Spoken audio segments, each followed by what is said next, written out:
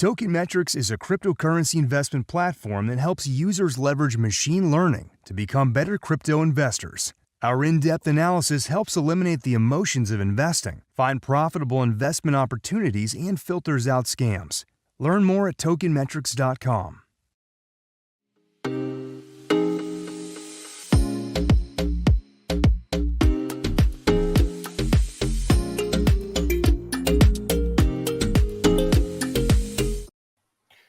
We are live. This is the market update. I'm your host, Bill Noble. This show is brought to you by tokenmetrics.com. If you need a roadmap in crypto, subscribe to this channel. Turn on the alerts bell so you know when we're going live. And as always, if we're helping you out, please drop a like. Let's welcome who's coming on the stream. All right, Myrtle Beach is here. Mauro G, welcome. All right, Carl's here. Greece is here. Eric is here. UK, always appreciate you guys overseas joining us later at night. Tyson wants to know, will we see 700 ETH? We will see. We will see. Don't go anywhere. Space Cowboy, Jason. What's the good word? That's a good question. Bull Runner is here. Ross, Iowa City. Facile, welcome. Jose, Utah, right? Kaymon Hardy, welcome. Iceland is here. Yes. Madrid, Andre with the Notorious Love. South Carolina, Nigeria, Italy, right? Los Angeles, Bolivia, welcome, right? And also our friends from Poland. And Emmanuel in New York. Hopefully the guys from Jersey will join us. All right. Let's go Rangers. New Mexico and all of our friends from all over the world. And don't forget the guys in Atlanta, Oakland, India, up late at night, along with our friends from Abu Dhabi. Right. All right. Let's jump into your market update. V as in victorious, V as in V bottom, right? V as in I don't know what the V to do. Okay. All valid answers in this market. FUD. Everyone says I do the FUD. No, I don't do the FUD. The regulators do the FUD. Bank of America's CEO. We have hundreds of blockchain patents, but regulators will not allow us to engage in crypto. Chinese state media signals tighter crypto regulation. What else is new? Terrace collapse pushes Korea to form committee focusing on regulation. Yikes. But not surprising. Okay, stablecoin crackdown, CFT, SEC, battle for control. Okay, what's important about that?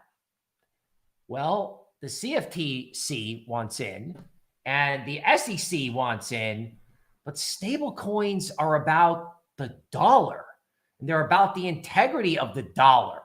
So isn't it funny that we're not hearing from the Fed and the Treasury, right? That's what's weird. Like, of course the SEC is going to get upset. I mean, what are they going to do? Sue Luna Labs for what? You know, the office furniture? Come on. So regulator FUD is out there and no one pays attention to this. No one. Okay, this is what people should be paying attention to. Oil, right, was down, right, and now it's reversing. Now, I have been pounding the table on this along with European interest rates, which are about to go parabolic. But this business with oil, right, this is getting to the point where, like, they tried to push it down after it broke out, and this may wind up being up only, right? Like, if Saudi Arabia is capitulating and pumping oil, okay, that's good. Thank you to our friends in Saudi Arabia. But if that is necessary, how bad is it? This is what people are not asking themselves. Everyone looks at the headline and goes, oh, that's good. And I'm like, oh, no, it's not.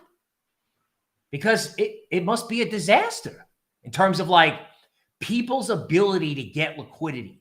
What people don't realize is when the oil market went up the way it did, just like when the crypto market went down the way it did, when all that's over, people are destroyed and you just have less liquidity. You have less buyers and sellers, less big players because people get wiped out. So what's going to happen if the U.S. consumer doesn't stop traveling?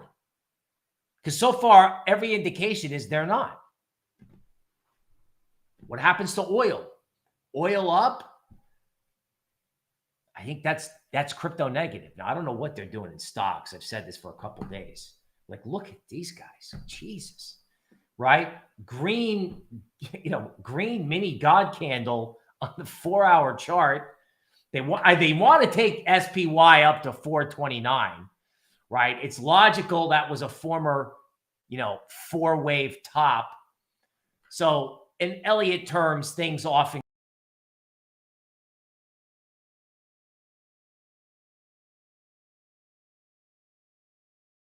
But still, I mean, these guys are buying it.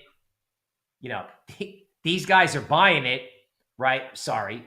These guys are buying it in front of the inflation and the employment numbers, figuring that data is going to be, there's going to be higher unemployment and less inflation, which is probably true. Sorry. Now, the question is, this is the equities thinking, that the Fed immediately has to back off when they just spent 2 days telling you that they're not backing off, right?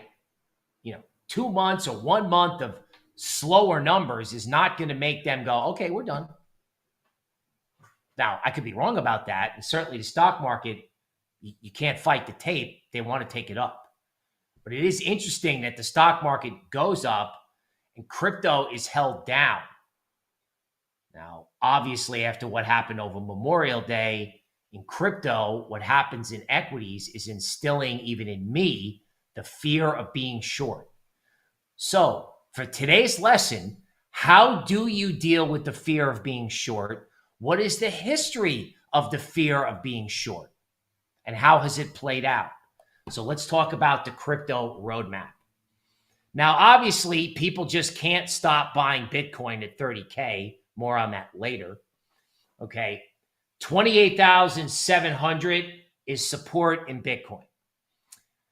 So I frankly expect that to get tested, right? Everybody thinks 30K is okay. I'm sure all my YouTube colleagues are like, 30K is holding. Yeah. They're going to test the market. They're going to test people's resolve. Okay. People are buying physical Bitcoin. I'll talk about that later. I think 28,700 is going to get tested. Now, we have quant AI-based support and resistance. 28,300 is support. That's why I think 28,700 will get tested, because why not test the support point? It's been down there 2 or 3 times already. Now, in my experience, triple bottoms don't hold. So they've been down here a couple of times. So the 4th time down, right? This just makes me feel like if equity stopped going up and everybody thinks they're safe in Bitcoin, this is an open question. What happens if they take out 28,300? Now, our AI model would say it goes to 24,200. So what does the world look like with Bitcoin at 24,200? I was like, oh, I would buy. Yeah, no, they said that at 33,000. Okay, so maybe 24,000 is an awesome buy. But I'm more thinking of what happens in between 28 and 24. And what does the world look like? Okay, so Glassnode Bitcoin accumulation trend. Purple equals buying. God, they just can't stop loving it. You know, if I could sing, we could maybe mix in some sort of 70s disco beat, Bee Gees style, and I could sing, they just can't stop loving it. They just can't. They want the physical Bitcoin. I get it. I'm in the crypto business. All right. But doesn't this come with an assumption it can't go any lower? Like, this is not DCA. It's not. Like, if you have sell in May and go away, and all they've done throughout the entire month of May is accumulate Bitcoin, the people doing so think it's a bottom. And I say that in all neutrality. Like, and there's guys on Twitter who are really smart, who are like, hey, you know what? It's not going below 30K. Have fun. It's not happening. Okay. But no one's getting short, right? Everyone's getting long. Everybody's getting long. And as it goes down, everyone gets longer. So what happens if something and it breaks? Where's the bid going to come from if everybody already bought at 30K? So I'm not trying to spread FUD. I'm just trying to give you a scenario for your own portfolio, right? You're either in this crowd where it's like, okay, I'm done with this. I cannot be bearish here. 30K is it. I'm buying spot Bitcoin because I know one day I'll need it. Okay, I totally get that. Now, what I'm asking is, what happens if you wake up one day and all these buyers are suddenly underwater and the bid that was underneath the market isn't there anymore because they've lost their taste for accumulation? Well, this is the answer, right? You got the 2014 scenario. So the market went down like 8-ish weeks in a row. It didn't really recover. And then there was like a 3-week flush, right? So maybe there's a washout in this thing between now and, say, mid-June. So it's like I'm almost dividing the market in time in 3 sections. There's, June 1 to June 14th. My guess is that's down.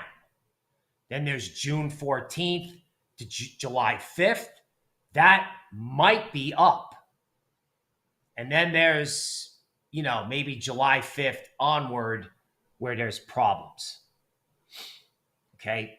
Now, if that's correct, we might have 2 full down weeks because everyone's buying. And if they get hosed or if it breaks, where's the bid? There isn't any. So I was messing around with this. I was like, oh, maybe it's 14. Maybe it's 18. Maybe it's 20 or 24. The point is, over the next 2 weeks, it feels like they can wash it out. And one of the reasons why is because I lay awake at night with the fear of being short, right? Like I said, I expected a decline to start Memorial Day night. Now, of course, that was when the market was doing this massive 10% FOMO, and it didn't start until the next day. But seeing a 10% God candle on the green side was like, now I'm afraid I'm going to see it again. I wish I hadn't been looking at my phone and just was like, oh, wow, that's stupid, right? I wish I hadn't looked at it. So I'm afraid of being short, but if I remember from back in 2008, the discomfort and the fear of being short, it was worth putting up with that because if you covered and you got flat or you got long and your original view that it could go lower came to fruition, that's sleepless nights for weeks.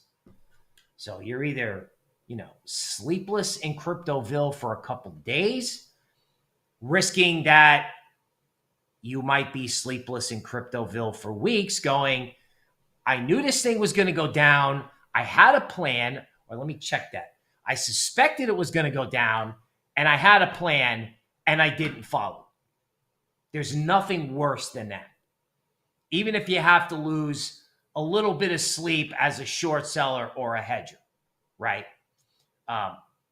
Okay, so more information on Solana. I have a complete Solana roadmap coming up. Okay. Bob Marr says, I'm not buying here. An economic hurricane is brewing, according to JP. All right. Routine Cheese is here. Welcome. Okay. Now, so I just said Bitcoin was hard. Okay. Let's go to ETH. ETH's harder. Okay. So 1752 is support in ETH.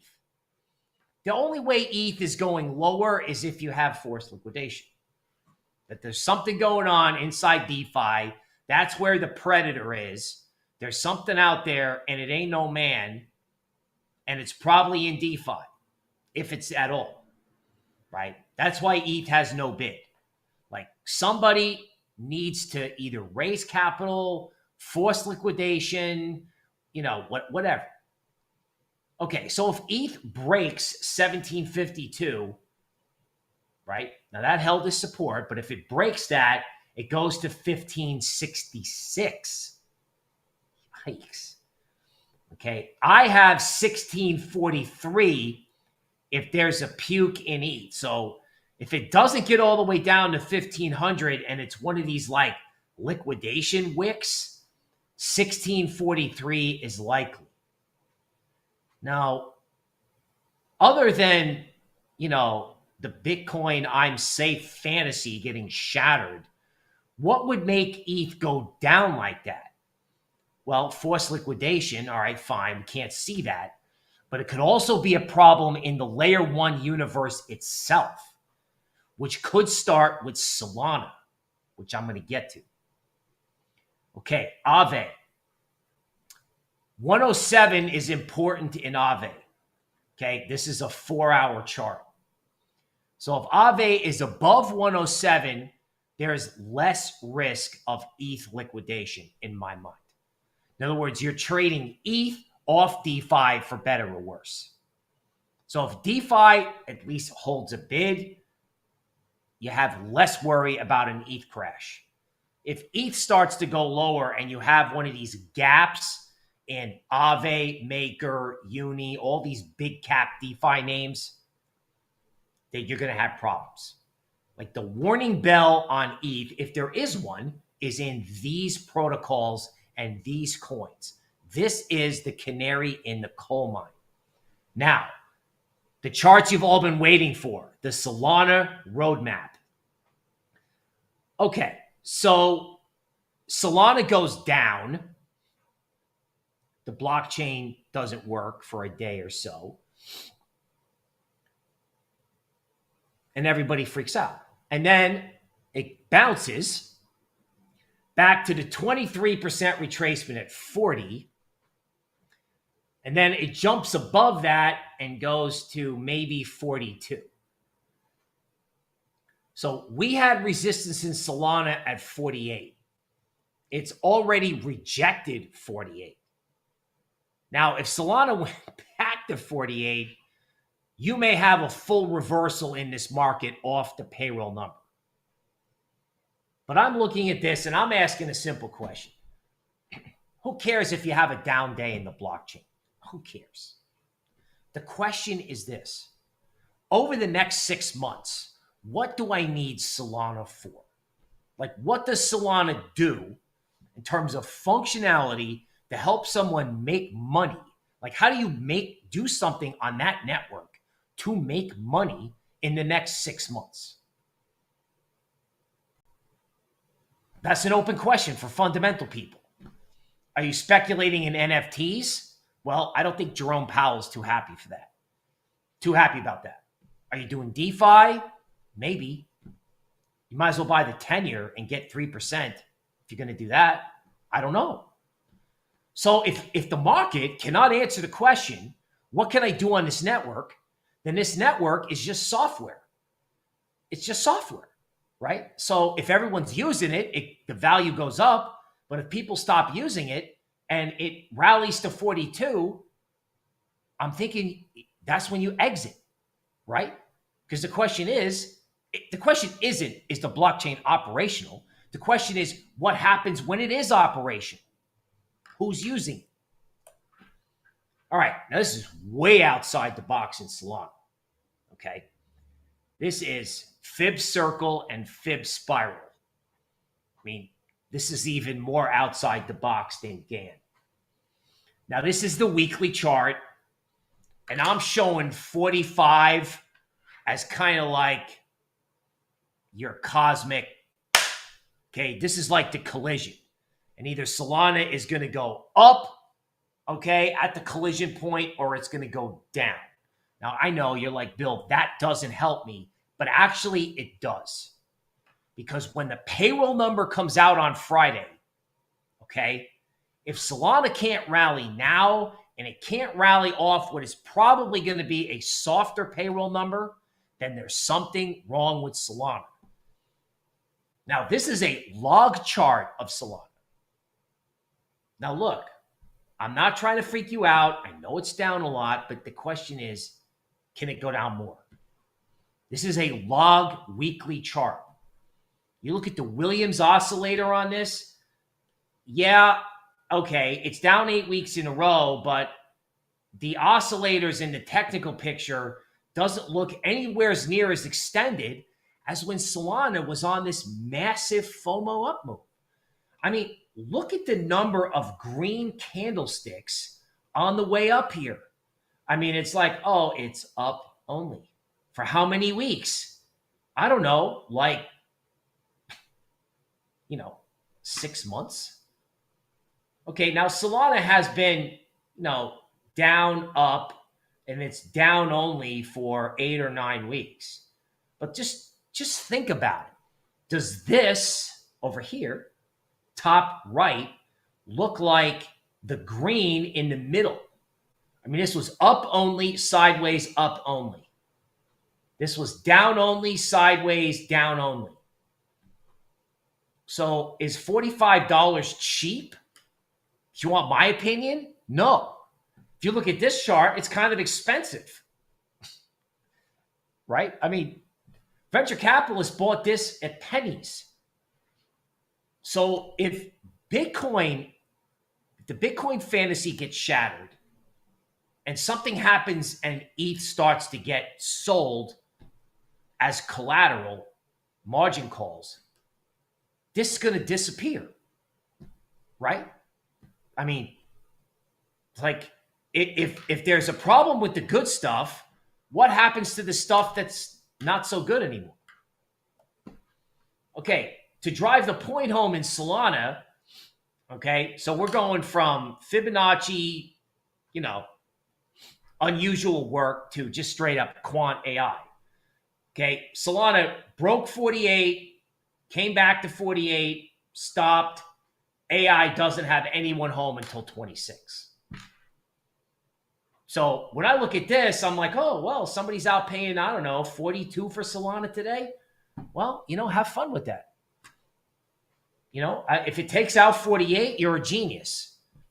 If it stops and turns around and goes down because people realize that the Fed is going to crush inflation, period.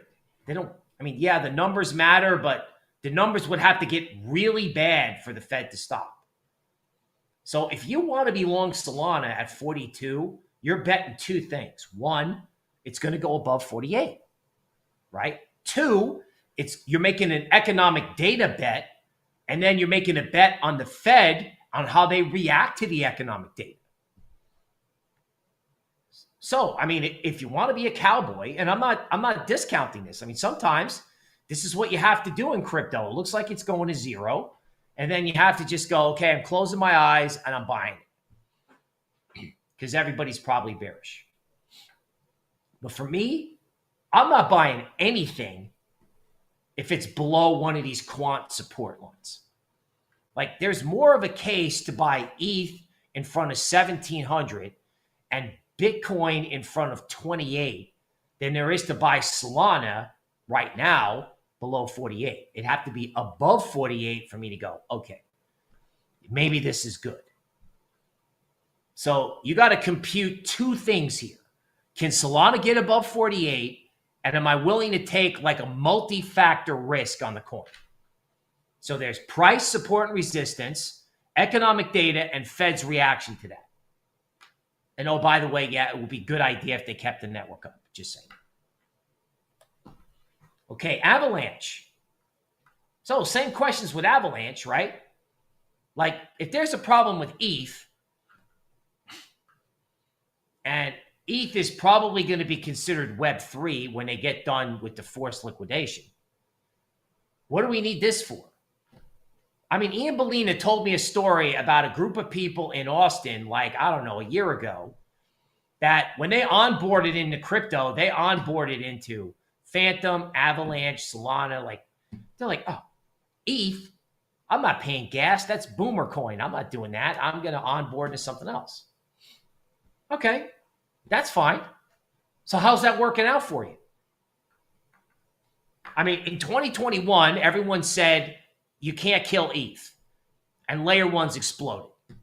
Now everyone's looking for the death of ETH, and all this stuff does is go down. I mean, unfortunately, this is the way human psychology works. And people are like, well, why is it going down? I thought Solana and Avalanche were blue chips.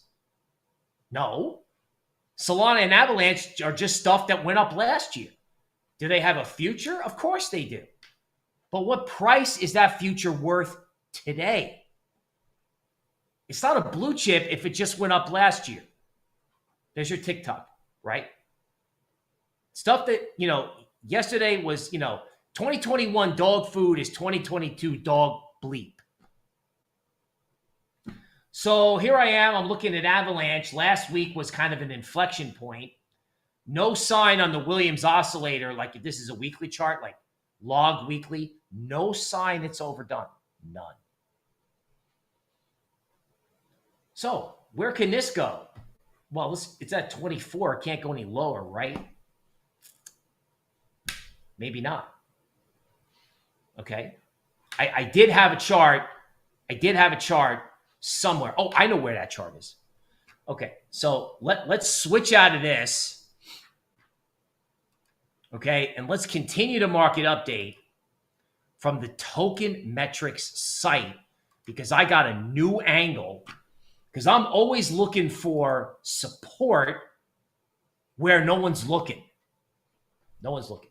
So we have our quant stuff that we're doing on the log chart. So here is Solana part 2. Okay. So obviously we have the token metrics grade here. Obviously the market's going down. We know this. All right. Let's go back to 2021. All right. Now in 2021, the initial buy signal from our AI on Solana was August 2nd, 2021 at a price of $33. Now, speed, magnitude, and direction. High school physics. What goes up one way can go down the same way. So if the AI bought it at 33.37, and that's the point where the rally started, right? That's the point where people said, wait a minute, this is worth way more than it currently is right now. Why can't it go back to where it started? I mean, it's like, everyone's like, oh, let's think long term. I'm like, okay, let's think long term, right? Solana was at 33, right? The printing press went crazy. The Fed printed money. Speculative froth was massive. Solana started NFTs. NFTs went parabolic. Okay. So what happens when all that unwinds? Well, you go home to mama. Where's mama? At $33.37. Because that's where our AI first bought it. Okay. Avalanche. Okay. Obviously, not a good token metrics AI grading situation, but where did our AI pick up on Avalanche? At $13.42. Now, it doesn't look like it on the graph, but I guarantee you, our AI likes buying stuff on the way up. So here's this coin that, I think in the July correction, this thing went to $8. So it goes up like 60% off of its July low. It was at 8. Now it's at 13.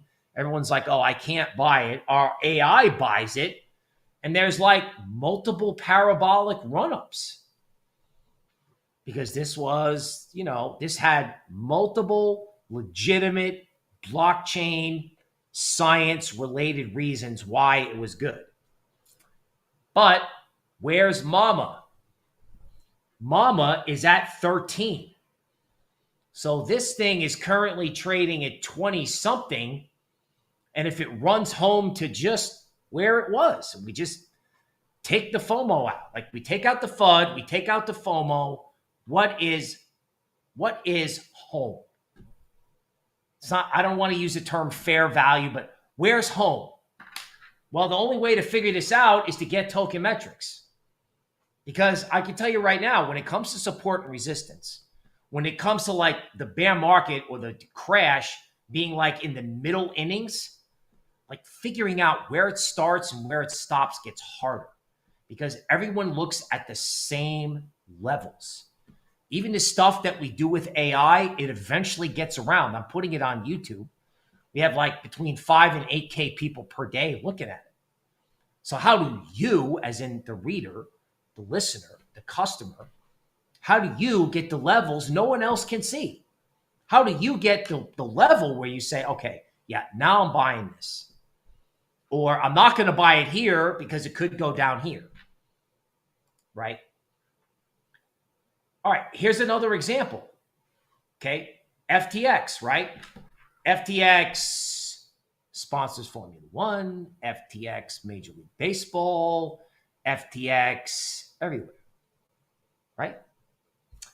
And what happens? Well, it's so cool to see crypto on mainstream stuff, but it goes to 26. That's where it was yesterday. And the green dot is at 30. So our AI originally picked up FTX at 30, and it's now trading at 26. Now, that either means FTX is super cheap, or it means whatever happened to FTX can happen to everybody. Because we know what? FTX is useful. It's an exchange mechanism, for God's sakes. It has a function. Yeah, maybe retail's not trading as much, but it's still up and running. Now, if FTX went down, okay, going back to Solana, FTX ran home and went below where we picked it up originally. Solana's at 33. Do you want to look at Solana at 30? Or would you rather like buy back into Solana, right? You can reduce positions over time if you have to.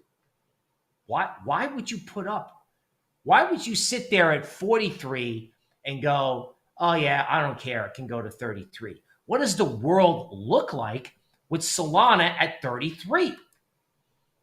Okay. Now, here is Tron going in the other direction. You may have noticed, but Tron is showing up in every token metrics index as a long play. And as you can see in the bottom right-hand corner, the token metrics grade on Tron, it's like kind of glued at 80. Like it goes to 80 and then it goes down, but it goes back to 80. It just sits there. So I pulled up TradingView on this, and lo and behold, somehow,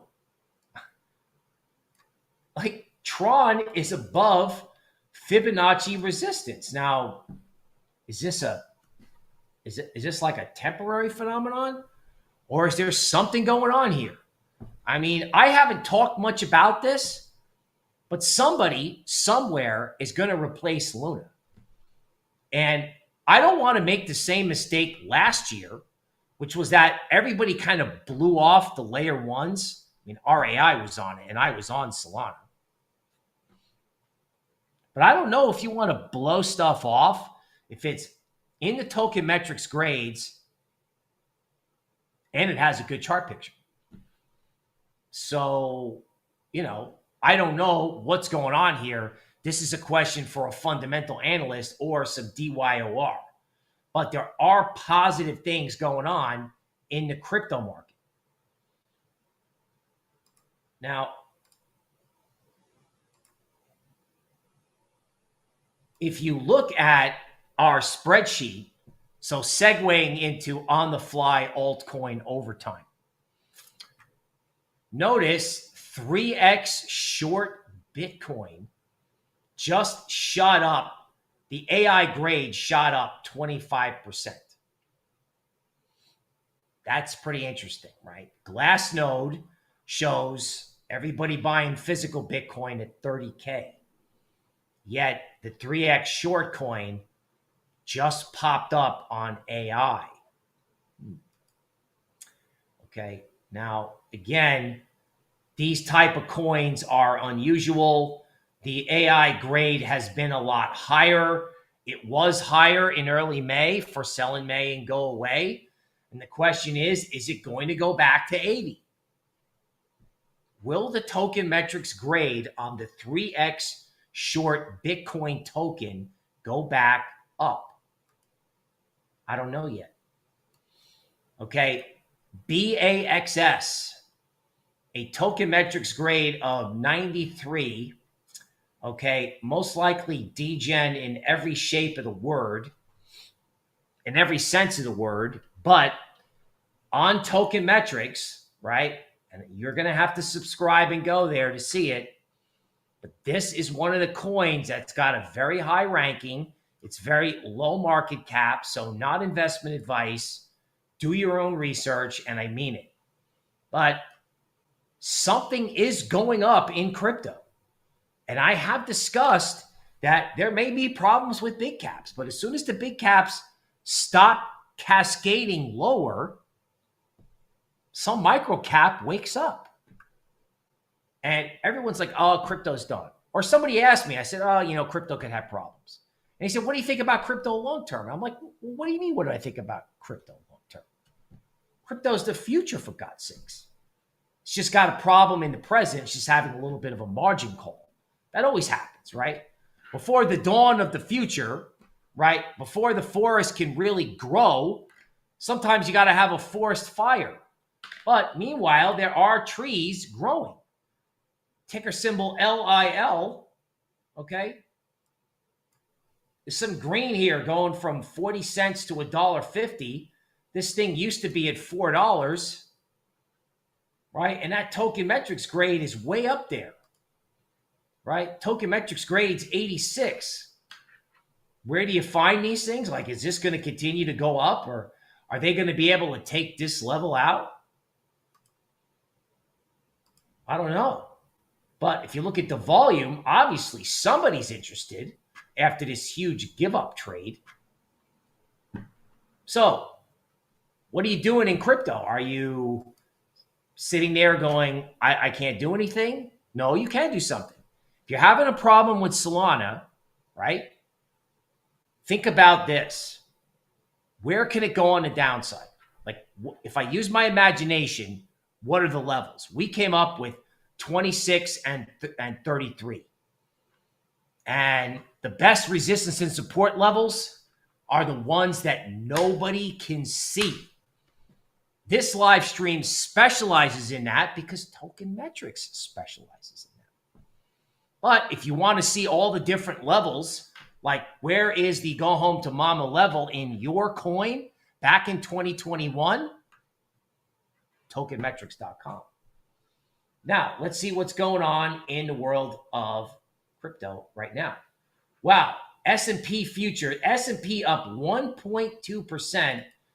They can't stop loving it.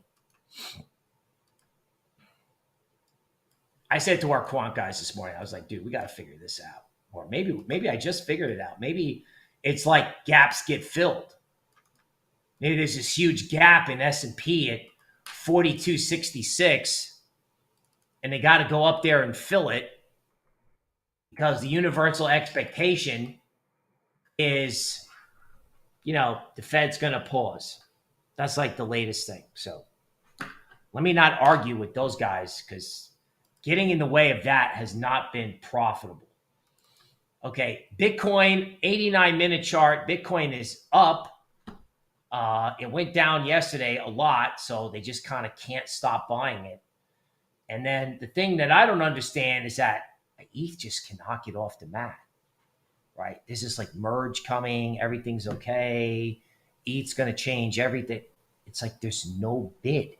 There's no desire. There's more desire to pay higher prices in Bitcoin than there is in ETH. And honestly, that makes no sense. Like, that's the thing that just, like, when I'm afraid to be short, I'm like, okay, everyone thinks they're safe. Everyone thinks they're safe in S&P. Okay. Everyone thinks they're safe in Bitcoin. Okay. And what happens if that view gets challenged? Now let's go to a live update on Solana. Okay. So this is 89 minutes Solana.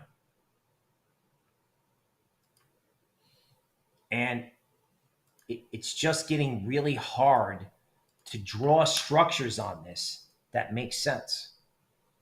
Like, that's why I think the token metrics work is becoming really important. Because, like, just to come up with a structure that makes sense,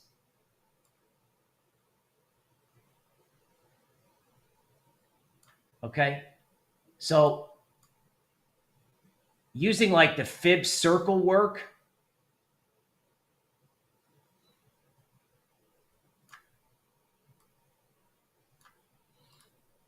okay. So Solana is currently hugging this circle on the way up.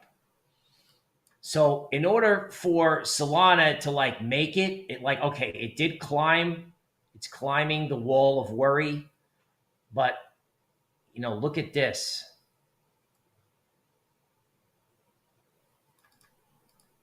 You know, the old floor was 40 something.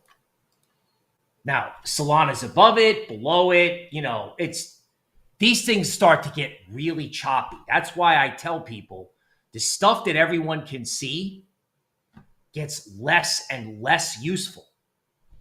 Or, you know what? Let me say that again. The stuff that everyone's looking at gets harder and harder to use effectively. Shorts are trying to get short. Longs are trying to get out. People are trying to buy the dip. It just starts to get emotional and wild. So if Solana is above 40-ish, it can be okay. You know, it's better above 42. But is it going back up here to 48? That would certainly be a miracle. All right, let's see what's in the chat. Cloud Casino. ETH is very centralized, and once you do some research into how it actually operates, ETH actually scares people and how centralized it is. ETH is recreating the Federal Reserve model with staking. Sounds pretty intelligent to me in terms of an argument. I mean, I'm an analyst, and I love a good counter, right? I love a good counter. Okay, where's home in Ape? Okay, someone's saying that there's some bullish divergences going on, right? Jason Professional says, ooh, this is good. When will the nerds stop being bitter? So there are a lot of sophisticated venture capital people who own these big layer one coins like Solana. The question is, will they capitulate? Will their investors force them to capitulate? How do you sit in front of a group of people and say, we bought it at 30 cents, it went to 220, and now it's at 40, and we refuse to sell? And their investors will be like, well, why didn't you sell earlier? Why didn't you sell when it broke 150? And they'll say, well, we're in it for the tech. And the investors will be like, okay, you're in it for the tech. But guess what? If it breaks 40 and goes to 26, is it going to matter what they're in it for? Or is Mr. Market going to dictate? Now, again, not trying to get all on top of Solana, not trying to do that. This goes for everything. This goes for everything, right? Somebody owns all these altcoins at very low prices. And what happens if pressure is exerted on them? What do they do? Okay. Okay, people are willing to pay the Bitcoin price because of its technicals. Okay, I get that. You know, there's a lot of support at 28. You know, not arguing that. I totally understand the argument to buy Bitcoin in front of 30. Now, there was also an argument in 2018 to buy Bitcoin at 6K.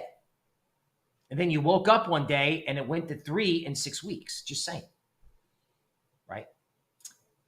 Spin says that is 100% emotion on the Solana chart. Now, there's the bullish Solana argument. People on these layer ones have gotten emotional. They're really upset. And because I can't measure this, if we're at the zenith of emotion, we can look at the DeMark work. But if we're at the zenith of emotion, then maybe it's over. Or, hey, I got an idea. How about a 10-day crypto vacation from the apocalypse? We got the employment number. We got CPI coming out on the 10th. I'm all too happy for people to say, you know what? I'm going to stop being emotional and chill. I can't chart that though. Okay. Somebody doesn't exactly like Solana. Okay. Somebody brings up Monero. All right. So let's go to DeMark. Let's make sure we just cover it all. So here's your green God candle in stocks. They love that.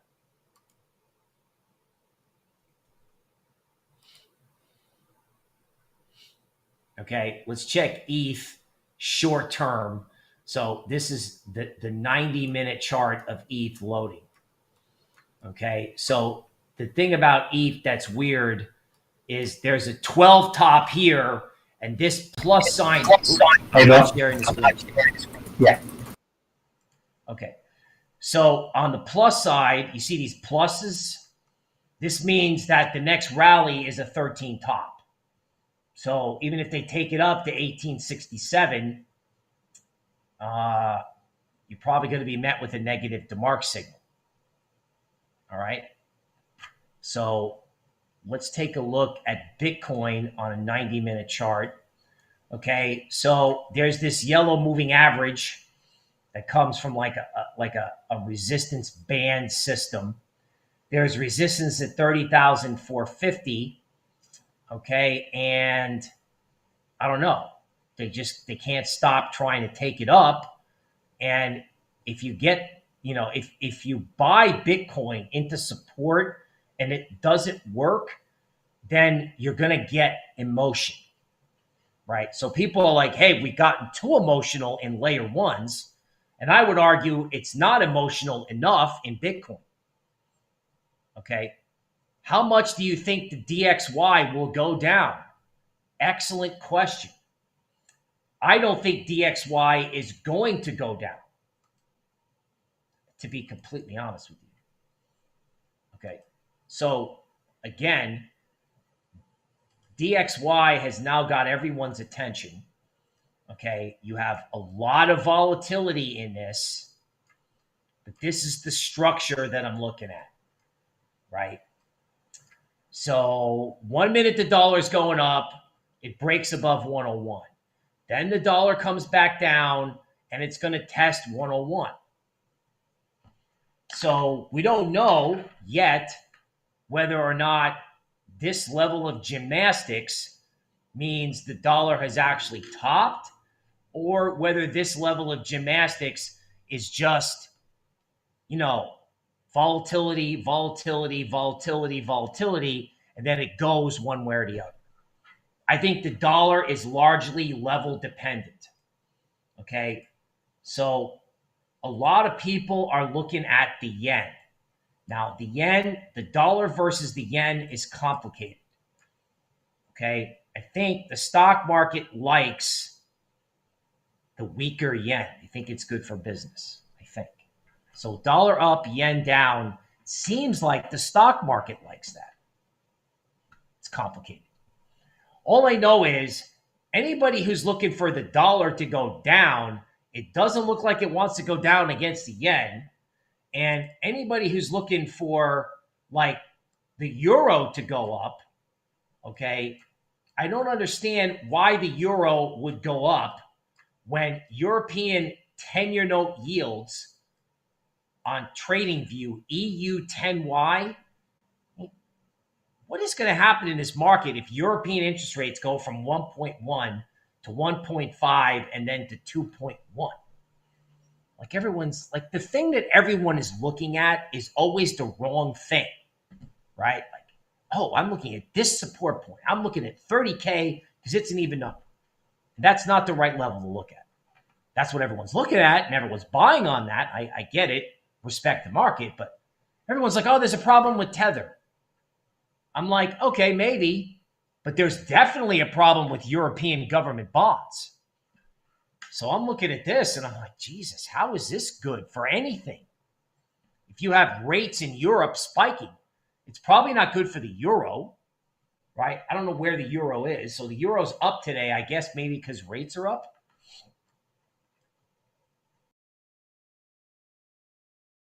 So you're getting this idea that, you know, this foreign exchange stuff's complicated. The euro is headed for resistance. We'll see. You know, like take it up, prove me wrong. Smash the dollar index. I work for a crypto company. Kill the damn dollar. Let's buy Bitcoin. Let's do it. But, you know, realistically, you got to look at the chart. I mean, do you want to buy the euro here? This looks like they're going to try to take the euro up, run the stops, and then drop it. Right? The Williams oscillator is telling you that. The last time the Williams oscillator looked like this, right, the euro just got killed. Now, this was tough. It was kind of like a double top, right?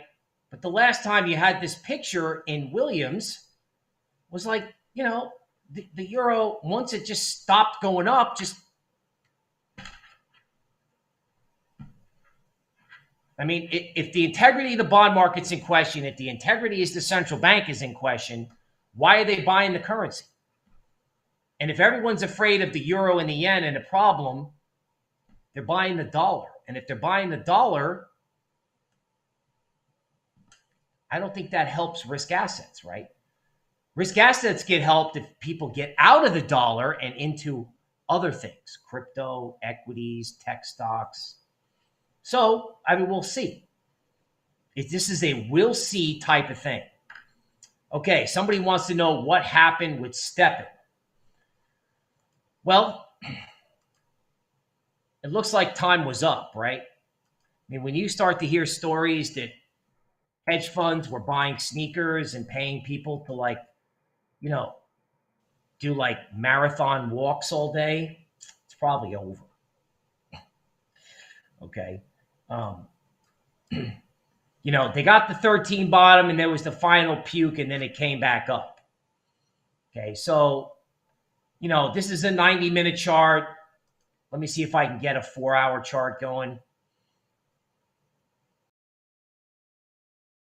Like I said, it hit 94. It's probably in a range between 94 cents and $1.25.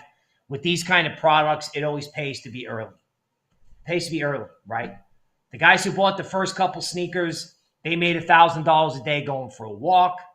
They unload the GMT tokens into the FOMO ride, and then they keep their sneakers as nostalgia. Meanwhile, retail overpaid for the sneakers, and then the token collapsed. Okay, so Pat's saying, why isn't crypto pumping with fiat currencies being so messed up? That is exactly the question. Why is everyone selling crypto at this juncture?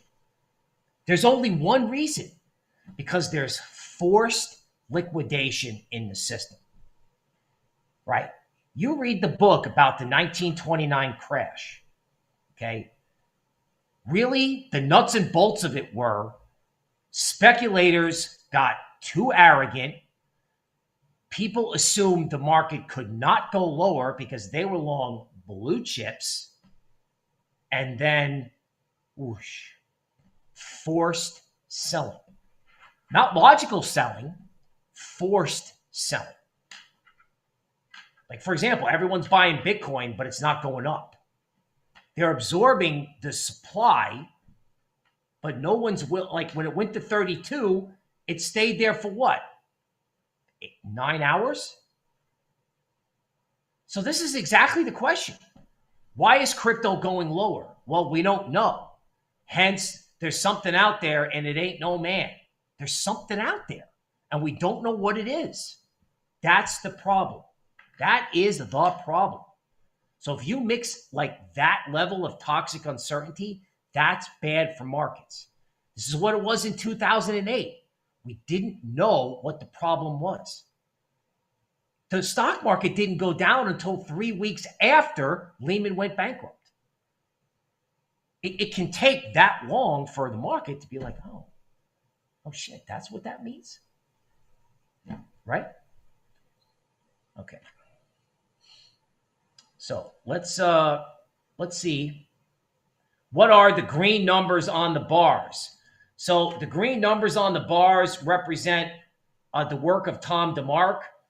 So he counts a certain set of conditions, like, I don't know, the low is higher than the low 2 days ago. Every time the conditions are met, you get a number on the bar. There are a couple different types of numbers. One number you want to pay attention to is the 9.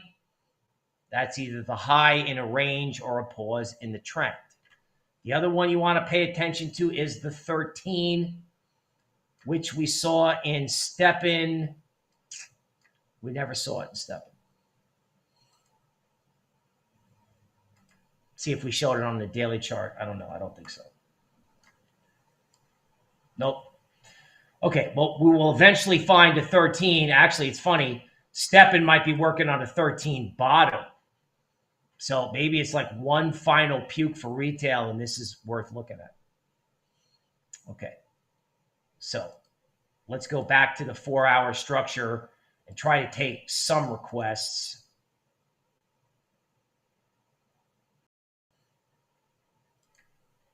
Okay, I'm keeping everything at 90 minutes because I just think this thing is so volatile. I don't know. This thing can be plus or minus like 8% either way. So Monero is heading for resistance at 206. You're on a DeMark 7. So if the market doesn't go down, I'm assuming you're going to see a test of 206.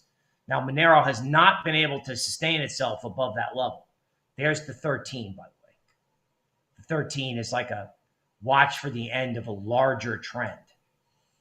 So you probably got another day of upside in Monero before you have to worry about it at 206, or it's just going to break out. But I would say if you made money being long in big caps, don't be afraid to take the money. Don't. Right? If you did a good trade, pay yourself. SNX, another key component of this DeFi universe, like, are there any warning signs of a larger problem? Okay. So on the 90-minute chart, I would be concerned about this, right? 299 is the 38% retracement. They may try to take it up there. It may go higher. But you don't want to see SNX like right here around 305. Like that was a prior floor.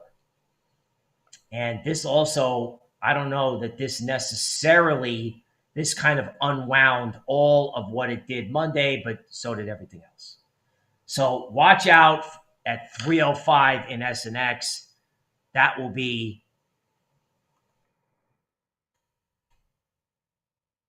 ACH. You know, this brings me to another topic. Where is my altcoin going? Right?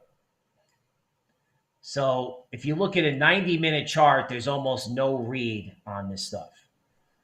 Like here's the 9 bottom, counter trend rally, and you've probably got another day of downside or sideways action before you figure out whether or not this is a bottom or it's done. Yellen said she was wrong about inflation, and that hasn't sunk in yet as well. Right. In other words, policymakers are telling you, they're telling you what the deal is in advance of these numbers. Okay.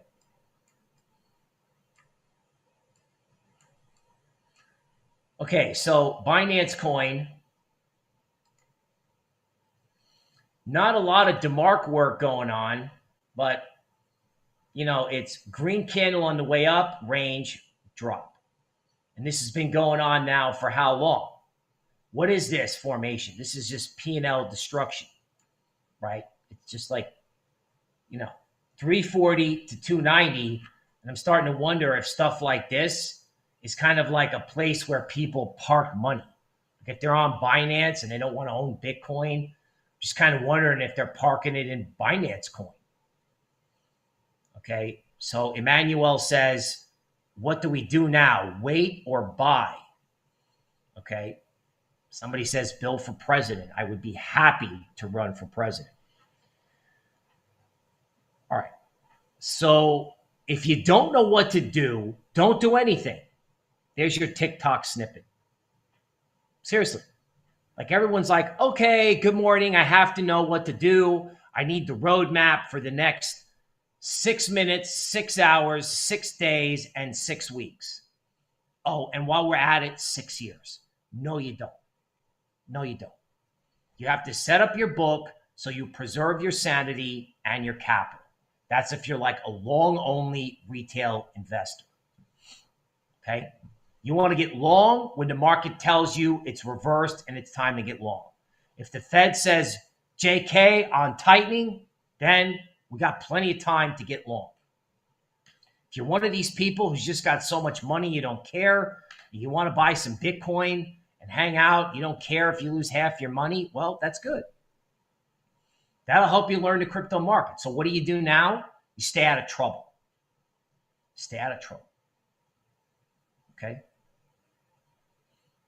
Please check Cardano. All right. So one of the things that we need to ask ourselves is,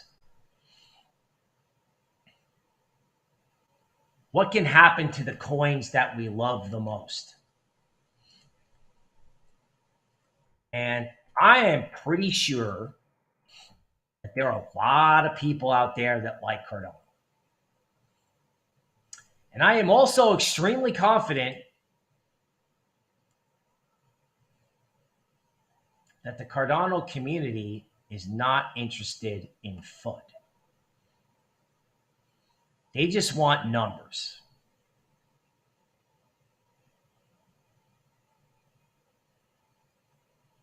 Okay. So our AI may be tough to see. Our AI picked up on Cardano, right? Let's see if the log scale works. Oh, fascinating. Look at this. Okay, on a log scale in Cardano, our AI picked up on it at 10 cents. It got a little confused, but the buy signal before the BitBoy run-up was at 10 cents. Now, am I saying Cardano is going back to 10 cents? No. But the question everyone's asking is, when do I buy Cardano? Like seriously, that is the question. When do I buy Cardano? Okay. So we know that the rally started at 10 cents. That's a reference point. So of all the things I'm looking at, Cardano is actually trying to go up. Ironic. It's trying to go up. I would be fascinated if this ever went up enough to show up in our indices. Now, in the event of a problem, 25 cents is support, right? And in the meantime, I think 53 cents would be your tactical support level. Now, let's go to a 90-minute chart on Cardano. Okay. So on the 90-minute chart, there's clear resistance around 59 cents. Okay. And notice how when they tried to run Cardano up there, it failed. So there's support at 25, and somebody is selling Cardano at 60 cents. Is that going to work? This stuff's all level dependent, right? If someone takes Cardano through 60 cents and is like, I want to buy it, then it's good. Now, they did that over here, right? Over Memorial Day weekend. They ran into a 13 top. Everybody blew out the shorts, and then it collapsed. Okay? And then when you look at the retracement work, where's Cardano failing? Right at the 38% retracement of the down move. Okay? So when you see people trying to get lined up for a down move, they're going to be selling at either the 23 or 38% retracement. That's what they're going to do. In Bitcoin, the level was like 32K, right? And they just, wound it up and smashed it, right? So, I wouldn't doubt in Cardano that you saw them try to get it through 60 cents. But if that doesn't work, okay, you got to come back over here and just pay attention to the fact on TradingView that Bitcoin's up 1% and ETH is only up 30 basis points. Now, somebody was looking for the Avalanche roadmap. I did that yesterday. I did that earlier. Let's just see if I've got it in the layer 1 tab on DeMark. Okay, I covered it on Token Metrics. So if you want to know where the bottom could be in Avalanche. Okay, so this is actually Solana weekly. So the one thing that we didn't say about Solana was that there could be a final climactic puke to 32. I got to go back to Token Metrics. Yeah, so Solana, the original buy point was 33. And then on the DeMark work, the support is at 32. Look at that. Two different quant methodologies matching up. So what may wind up happening in Solana is, you may get this point where everybody goes, uh-oh. Hi, Bill. Hi there. Mehdi, welcome. Yeah, you just mentioned Solana, and I just couldn't resist, and I was like, I had to be here. You had to jump in. Yeah, somebody wanted yes. the full Solana roadmap. So let me unshare this screen, stop the chart talk, and turn it over to the guy who knows the Solana blockchain itself. So Mehdi, take it away. Yeah, Solana is great. I mean, you'll always have critics when it comes to new technology. Like you had critics regarding Bitcoin, you had critics regarding Ethereum. And I think it's very easy to look at the negative side rather than the positive side. The way I kind of see Solana in my portfolio, by the way, which I'm also going to share with you guys today, like as a public good, which you can share with your friends and family. Again, not financial advice. So all the blockchains are moving away from what we used to call traditional layer 1 monolithic chain. So what are traditional monolithic chains? These are chains that everything happens on one layer. Literally everything happens on one layer. You have execution on one layer, you have consensus on one layer, and everything is just jumbled in one environment. So one side effect of that is you can't scale. Like you can't do a lot of transaction. So Ethereum 2.0, Polkadot, Cosmos, and Celestia, and all of the upcoming projects, they're moving away from this monolithic structure, right? They're doing something unique with the architecture. So in my opinion, Solana and Binance Smart Chain will be the two chains that are left behind as monolithic chains, and it has some good properties so that you can have it in your portfolio. One of the cool things I like about Solana is that it's composable. Since everything happens on one layer, applications can build on top of each other. When they build on top of each other, they can leverage technology, they can leverage smart contracts between each other. There was another tweet that I'm going to share right now that I just tweeted out regarding Solana. So let me just pull that tweet 1 second. Yep, I have it now.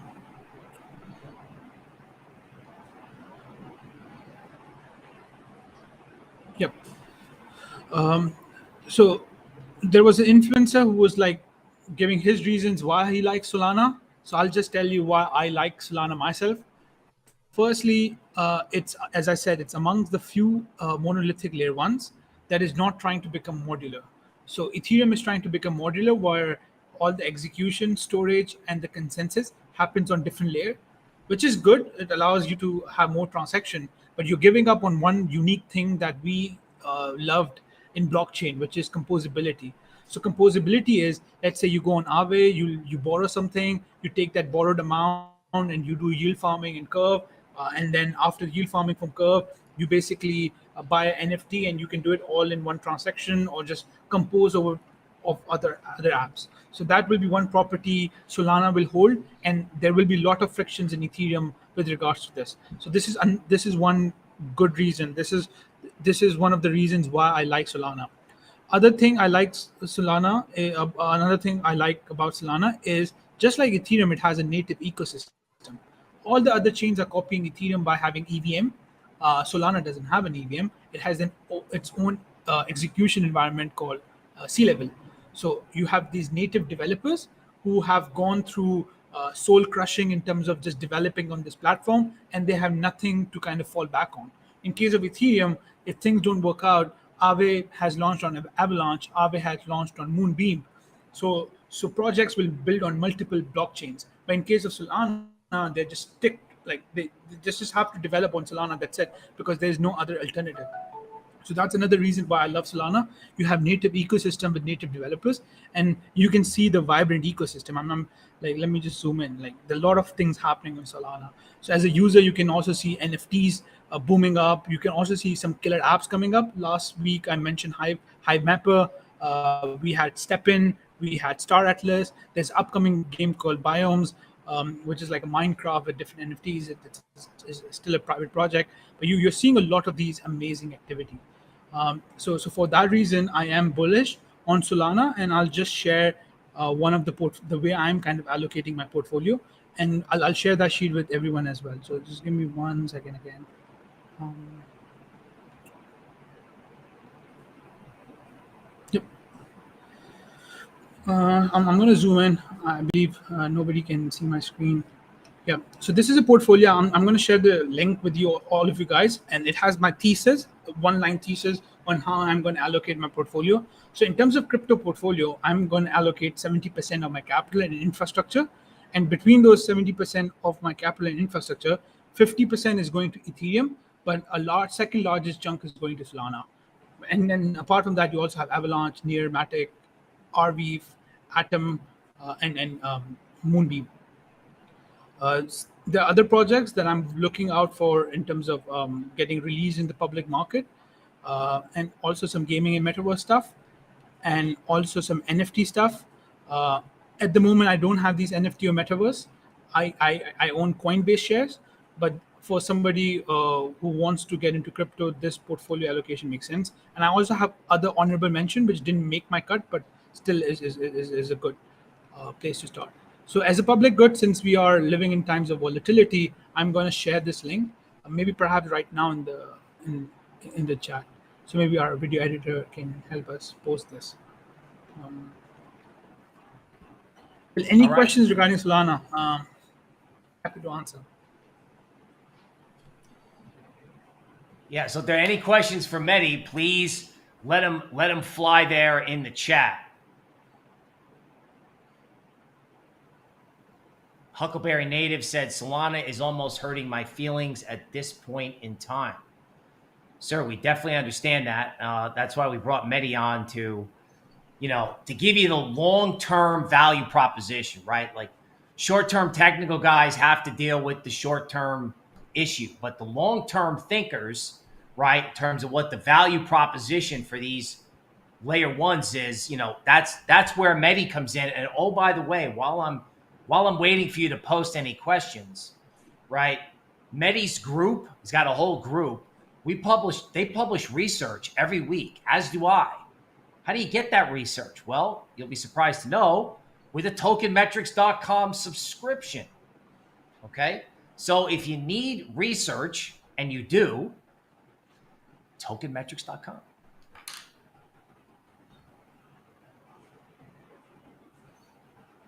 Somebody's asking if there's any relationship between, right, like Solana and Luna. And I think somebody else asked, what do you think about IOTA and network outages? So maybe those are some things to address. So first thing first, there is no such thing, in my opinion, in my universe, as a bad investment. What you have is a bad portfolio. Like if you're trying to allocate long term. So I've just shared a sheet of how I am allocating my portfolio.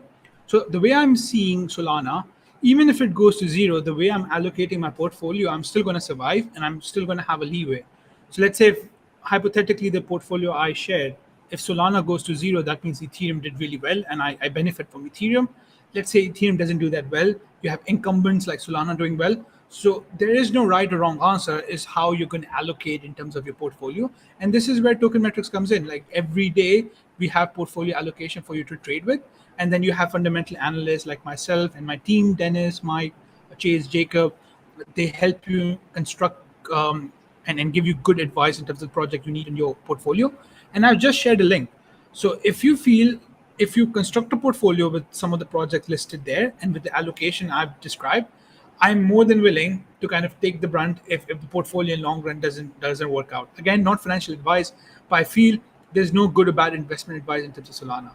IOTA, you can have, let's say, 0.001% and be fine. Like there is no bad thing in terms of owning IOTA either, but personally not a big fan. I won't touch it. All right. Now somebody was asking about the Avalanche roadmap. Is there, do you have a similar thesis on Avalanche that you want to share? Yeah, Avalanche is great. Like it is basically what they've done is they've copied Ethereum, right? Whatever happens on Ethereum, developers can copy paste the code and launch it on Avalanche C chain.